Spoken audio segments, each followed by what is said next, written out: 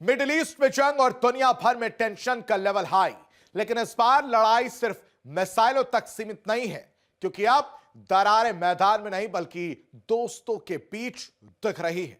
जी हां, ईरान के खिलाफ जंग में साथ न मिलने से अमेरिकी राष्ट्रपति डोनाल्ड ट्रंप अपने ही सहयोगियों पर भड़क गए हैं। नाटो, जो कभी अमेरिका की सबसे बड़ी ताकत माना जाता था, लेकिन अब दोनों के बीच में खटास देखने को मिल रही है।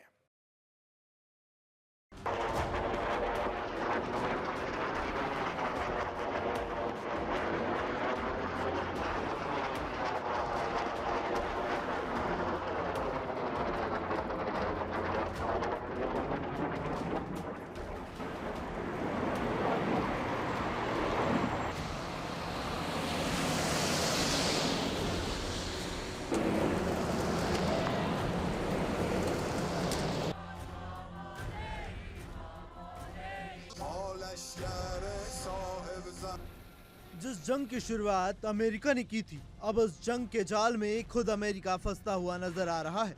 अमेरिका के राष्ट्रपति डोनाल्ड ट्रंप अब एक ऐसी चाल में फंस गए हैं जहां से निकलना उनके लिए काफी मुश्किल है।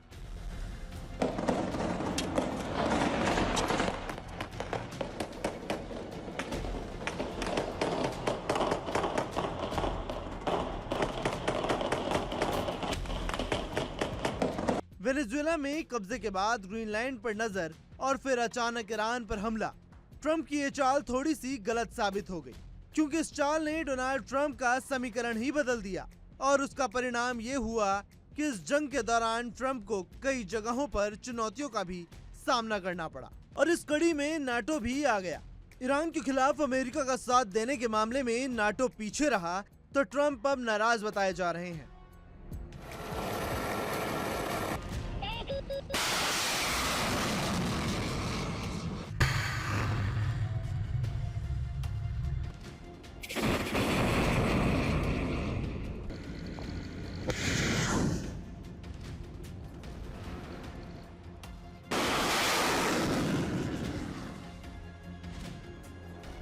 दोस्ती या दूरी, जंग के बीच रिश्तों में दरार गहरी।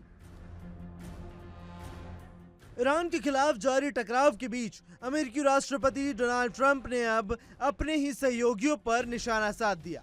मियामी में एक बड़े मंच से ट्रंप ने साफ शब्दों में कहा, जब जरूरत पड़ी तो नाटो साथ नहीं आया, जब वक्त आया साथ नहीं निभाया।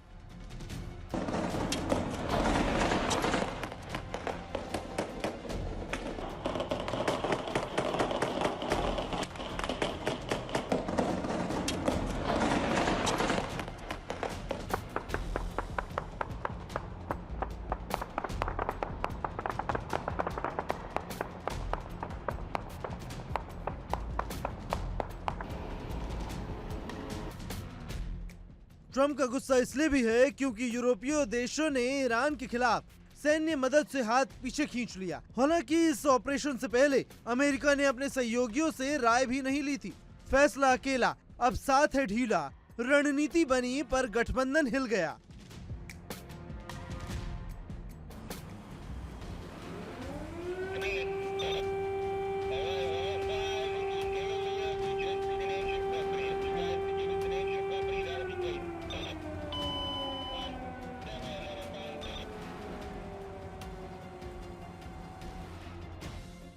हॉर्मुज़ स्ट्रेट को लेकर भी अमेरिका की अपील को ठंडा रिस्पांस मिला। बड़ी ताकतों ने समर्थन तो दिया, लेकिन सेना भेजने से साफ इनकार कर दिया और यही अमेरिका के लिए इस बार का धोखा साबित हो गया। बोल में साथ लेकिन मैदान से दूरी, क्या यही है गठबंधन की मजबूरी?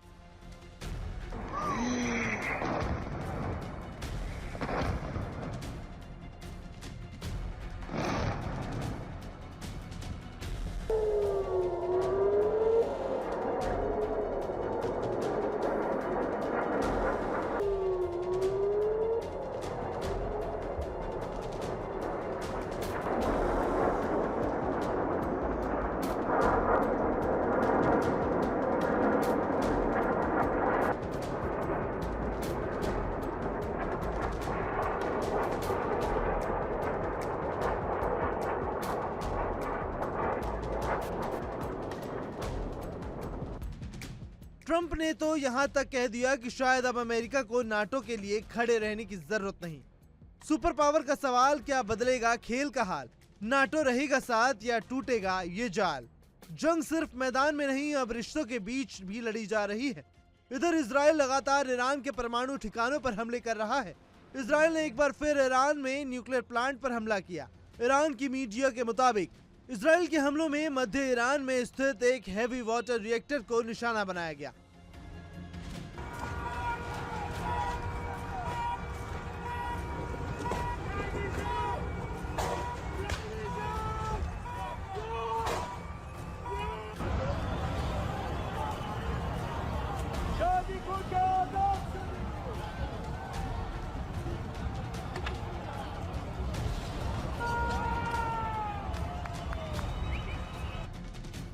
यह हमला इजराइल के तेहरान के खिलाफ अपने अभियान को बढ़ाने की धमकी देने के कुछ ही घंटों बाद हुआ।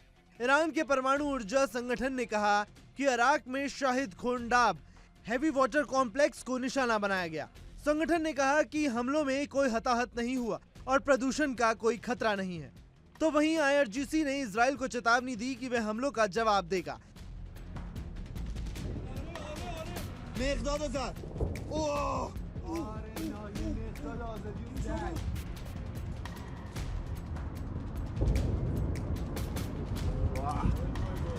یه دونم پشتشه یه دونم پشتشه پشتش هم زد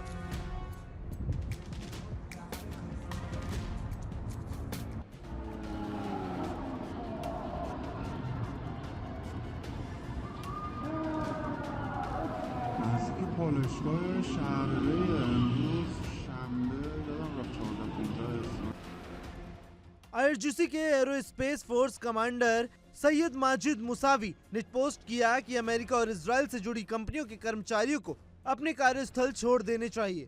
उन्होंने कहा कि आपने हमें पहले भी आजमाया था, आप खुद आग से खेल रहे हैं और बुनियादी ढांचे पर हमला कर रहे हैं। उधर इंटरनेशनल एटॉमिक एनर्जी एजेंसी के मुताबिक ईरान के बुशहर परमाणु ऊर्जा संयंत्र पर हमलों के बावजूद रिएक्टर सुरक्षित है और रेडिएशन लीक नहीं हुआ। हालांकि एजेंसी ने यह भी चेतावनी दी कि अगर किसी परमाणु रिएक्टर को नुकसान पहुंचा तो बड़ा हादसा हो सकता है।